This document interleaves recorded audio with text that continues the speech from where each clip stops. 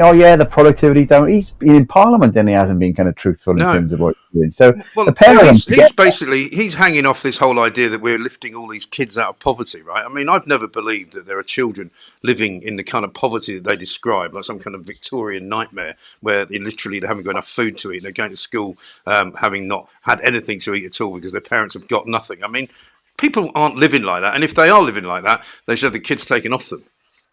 Yeah, well, I grew up, Mike, on a council estate. I remember back in the day, my mum would have an electric token meter. It'd run Yeah, out, and we'd have to go down. Things aren't like that now. And people talk about child poverty with people who've got Netflix subscriptions, got Sky subscription, yeah. all these TV subscriptions. You know, there are going to be some children who are struggling, and that's where the government should be stepping in. But this lifting of the But they two do, child. though. That's the point. I mean, it's not like anybody is so poor that they're not getting any benefits at all and they're having to go out and beg in the streets. I mean, that's not going on, is it?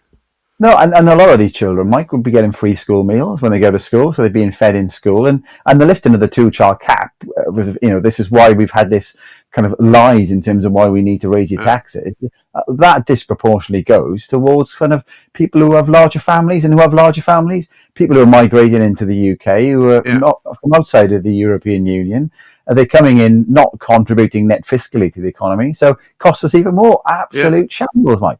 And the stats on that are quite clear, aren't they? Because we know for sure exactly how many of those families are going to be in receipt of benefits, more benefits, because they've got more children.